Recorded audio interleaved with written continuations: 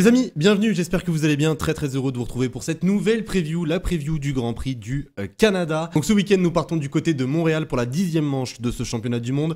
Une 10e manche qui est tout de même très importante puisque certains pilotes peuvent prendre le large au championnat pilote, d'autres peuvent tenter de revenir, on va voir ça ensemble. Cette vidéo va être faite en 3 parties comme toujours. Dans un premier temps, une petite partie sur le tracé, une seconde partie sur chacune des écuries, un petit mot sur chacune des écuries, puis ensuite, en troisième partie, je vous donnerai mon pronostic comme toujours et je vous invite voilà, à me donner le vôtre dans les commentaires. Sur ce, on ne perd pas plus de temps et on est parti les amis pour cette preview du Grand Prix du Canada 2025. Donc les amis, parlons de ce circuit Gilles Villeneuve. Alors si je vous résume les secteurs par secteur très brièvement, au niveau du premier secteur, c'est tout simplement la zone du départ. On peut dépasser généralement au départ, hein. Il y a toujours quelques petites étincelles au départ. Parce que généralement dans ce premier secteur, tu vas retrouver pas mal de zones de freinage très importantes. Les vibreurs peuvent te piéger également, donc attention bien sûr à bien chauffer les pneus, notamment en qualification. Dans le deuxième secteur, on retrouve pas mal de chicanes techniques et surtout des courbes très serrées. Donc beaucoup de changements de direction.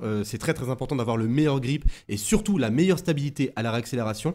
Et dans le troisième secteur, c'est un secteur à haute vitesse avec un énorme freinage, hein, notamment à l'épingle, juste avant la dernière ligne droite de ce tracé. Et on arrive d'ailleurs dans la dernière chicane très rapide du mur des champions. Donc il te faudra bien évidemment la meilleure vitesse de pointe. C'est une zone de dépassement qui n'est pas négligeable. Mis à part cela, on peut parler en termes pneumatiques. Donc les pneus utilisés seront les C4, les C5 et les C6. Donc la gamme extra tendre.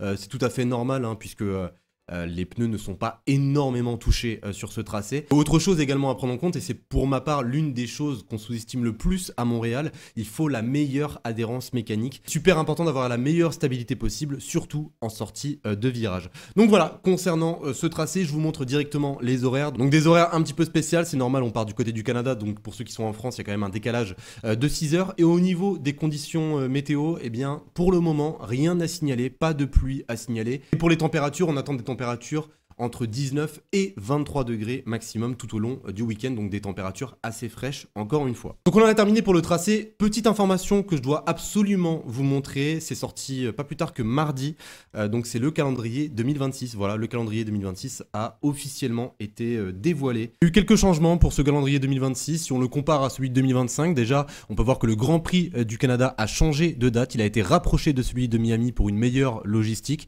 Vous allez me dire que c'est un bon point, mais il tombe le même jour que l'Indy 500, donc choix assez bizarre de la part de la FIA. On peut voir également que le Grand Prix d'Imola ne fait plus partie du calendrier, et on peut aussi constater que le Grand Prix de Madrid a été ajouté. Donc on aura 2 Grands Prix en Espagne pour cette saison 2026, en tout cas vous me direz bien sûr ce que vous en pensez. Donc on est parti les amis pour faire un petit tour des écuries. On commence par le leader du championnat constructeur, bien sûr je parle de McLaren qui est loin, très loin désormais de la concurrence, hein, que ce soit au constructeur, que ce soit au niveau pilote. Les 2 pilotes d'ailleurs, les 2 coéquipiers McLaren se séparent de 10 points au classement pilote. Tout est encore possible. Je vous rappelle qu'on n'est même pas rendu à la moitié de la saison. Si je vous parle un petit peu plus précisément de la MCL 39, elle a toutes les qualités possibles pour pouvoir aller chercher un double podium, peut-être même un doublé des 2 pilotes McLaren. Je les vois bien sûr sur la plus haute marche du podium ce week-end. Ça ne me surprendrait pas du tout. C'est la meilleure voiture. C'est la voiture à battre.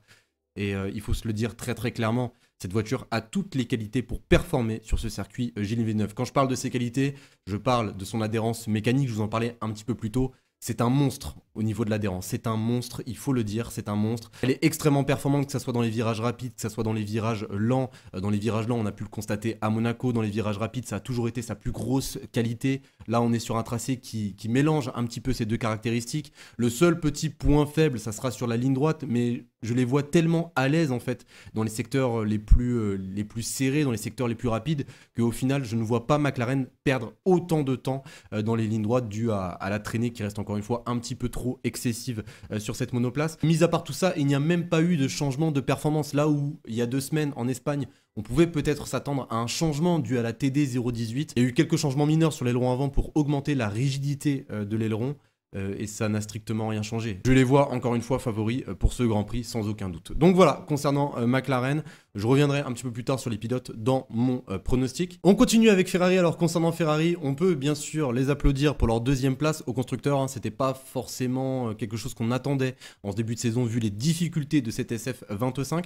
Il faut savoir, pour ceux qui ne l'ont pas vu, que j'ai sorti une vidéo il y a même pas 2-3 jours, voilà, sur Lewis Hamilton plus précisément. Donc on rentre un petit peu plus dans les détails, dans les datas, on essaie de comprendre pourquoi Lewis Hamilton a autant de difficultés avec cette SF25. Donc n'hésitez surtout pas à aller la voir. Maintenant, si je vous parle de Ferrari au Canada, bon, je m'attends à tout et à rien, encore une fois. Je vois des qualités, je vois des défauts. Si on parle des qualités, c'est bien sûr l'adhérence mécanique de cette monoplace qui devrait largement les aider, surtout dans les virages lents.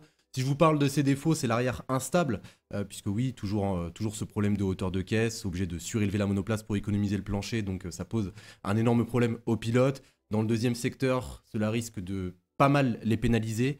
Et au niveau de la configuration, puisque Ferrari se cherche systématiquement à chaque Grand Prix, ils essaient de trouver la meilleure configuration possible. Je pense sincèrement que Ferrari va essayer de un petit peu plus miser sur les vitesses de pointe. On sait que cette Ferrari est très très forte en ligne droite et ça ne m'étonnerait pas du tout, vous savez, de revoir cet aileron en forme de V, voilà, pour maximiser exactement cette vitesse de pointe. Donc concernant Ferrari, je peux bien sûr m'attendre à une bonne performance des deux pilotes, surtout de la part de Charles Leclerc. Charles Leclerc qui est sur 2 podiums d'affilée. Et toujours, et encore une fois, je sais, je me répète, mais tant que Ferrari n'aura pas rapporté d'évolution, je ne les vois pas forcément aller chercher de meilleures positions. Des Ferrari prévoient rapporter un nouveau fond plat d'ici l'Autriche et également de nouvelles suspensions arrière d'ici Silverstone pour régler exactement ce problème de hauteur de caisse. Donc on verra ce qui se passera pour la Skoda Ferrari, mais je souhaite bonne chance aux pilotes. Les pilotes qui, malgré les critiques, ne déçoivent pas. Je trouve qu'ils ont une plutôt bonne régularité en ce moment, ce qui explique d'ailleurs leur 2e place au constructeur. Donc j'espère qu'ils continueront sur cette lancée. On continue avec Mercedes, et bon, Mercedes, on va pas se mentir, hein, depuis Imola, depuis l'introduction du nouvel aileron avant, eh bien, Mercedes, c'est tout bonnement catastrophique en ce moment au niveau des résultats. Il faut se ressaisir, il faut rebondir. Là, on est sur un tracé du Canada qui a plutôt bien réussi, généralement même dans l'histoire de Mercedes, ou même l'année dernière, hein, où George Russell est parti signer la pole position. Donc pour Mercedes, par rapport aux caractéristiques de cette W16, ou même aux conditions météo, hein, parce que je rappelle qu'on est au Canada, il va faire logiquement un petit peu plus frais. On sait que la Mercedes a toujours cette lacune avec les fortes températures. Là, en l'occurrence, pour ce tracé, les fortes températures ne seront pas un problème et cela pourrait aider Mercedes à aller chercher une bien meilleure performance. Maintenant, si les températures sont au rendez-vous et que l'équipe arrive à plutôt bien maximiser les atouts de cette W16, comme par exemple l'adhérence mécanique dans les virages lents, la bonne vitesse de pointe, la bonne gestion des pneus de cette monoplace, et également le bon rythme en qualification, je vois probablement Mercedes aller chercher un bon résultat, enfin du moins je l'espère pour eux. Maintenant, ce qui me fait un petit peu plus peur, et ça on parle pas de performance, mais là on parle plus de fiabilité. Depuis quelques semaines, la fiabilité chez Mercedes n'est vraiment pas au rendez-vous. On a pu le voir à Imola avec l'abandon de Andrea Kimi Antonelli, on a pu le voir à Monaco avec l'abandon de George Russell, on a pu le voir en Espagne avec un autre abandon d'Andrea Kimi Antonelli. Les moteurs Mercedes sont bien trop touchés par des problèmes de fiabilité. Je sais que c'est très difficile de pouvoir prévoir ce qui peut se passer au niveau mécanique, surtout à l'intérieur de la voiture, mais il va vraiment falloir faire attention, hein, puisque si Mercedes a perdu la 2e place au constructeur, c'est également, bon, c'est dû bien sûr à la bonne régularité des 2 pilotes Ferrari, mais c'est surtout dû au problème de fiabilité. Lors des 3 derniers Grands Prix, de très très gros points ont été perdus, donc j'espère qu'ils relèveront la tête au Canada. Et on continue avec Red Bull, et Red Bull c'est vraiment pas la joie en ce moment dans l'écurie de plus en plus sous pression, il n'y a rien qui va en ce moment. Il vient de passer 4e au classement constructeur, donc ouais, c'est délicat en ce moment pour l'écurie autrichienne. Max Verstappen d'ailleurs, parlons-en, hein. Je rappelle que désormais il a 11 points sur sa super licence due à l'accrochage avec George Russell en Espagne.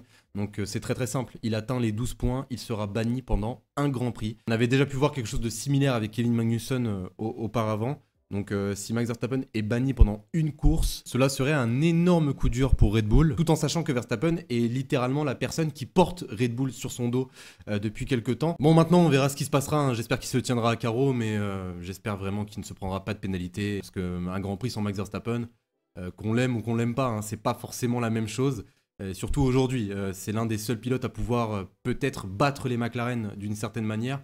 Et là d'ailleurs, si je vous parle de la RB21 sur ce tracé peut nous faire penser à Imola. On est à peu près sur la même gomme, très très peu de dégradation. Le plus gros défaut de la RB21 par rapport à la MCL39, c'est la dégradation pneumatique. Là, ça ne sera pas tellement un problème. S'ils arrivent à trouver le bon équilibre, comme ils avaient déjà pu le faire à Imola ou même à Suzuka, je les vois plutôt performants. Donc il y a peut-être quelque chose à jouer pour Red Bull ce week-end. Je dis bien peut-être, hein, parce qu'on ne sait jamais ce qui peut se passer. Je pense qu'il sera plus facile pour Red Bull de trouver la bonne dynamique, enfin du moins de trouver de la performance. Et n'oublions pas non plus que Max Verstappen est plutôt à l'aise généralement à Montréal, il a déjà gagné 3 fois là-bas. Donc une victoire me semble difficile, mais sûrement pas impossible. On a terminé pour les 4 écuries de tête. Un petit mot concernant Alpine, Aston Martin, Williams, Racing Bulls également.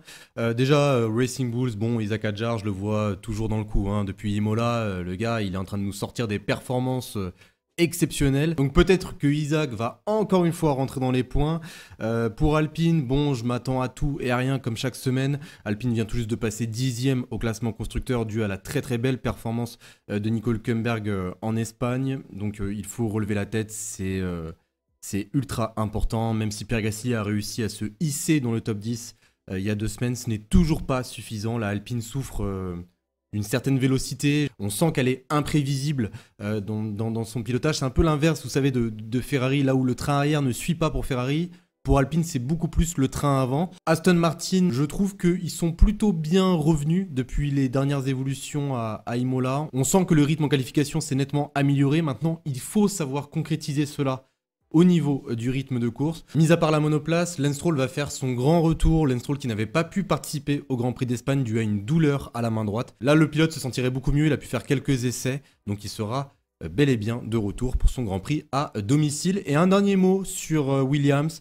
Alors Williams, week-end difficile en Espagne, mais je les vois revenir au Canada. C'est un tracé qui correspond un petit peu plus, je pense, à la Williams. Avec pas mal de lignes droites, il y aura peut-être moyen d'aller chercher un gros résultat, surtout en qualification. Donc on est parti pour mon pronostic et je vous invite comme toujours à me laisser le vôtre dans les commentaires. Pour le Grand Prix d'Espagne, il y a eu plus de 300 pronostics et il y a eu 4 personnes qui ont trouvé le bon podium dans l'ordre, puisque je le rappelle, je passe dans chaque preview les personnes qui vont trouver le bon pronostic, donc le podium dans l'ordre. Donc si vous voulez y participer, ça se passe tout simplement dans l'espace commentaire. Voilà, vous mettez juste votre pronostic, les 3 pilotes que vous voyez en tête pour ce Grand Prix du Canada. Donc je veux félicite ces personnes, hein. C'est la première fois qu'il y a 4 vainqueurs. Généralement, il y en a 2, 3, parce que c'est très difficile tout de même de trouver le bon pronostic dans l'ordre.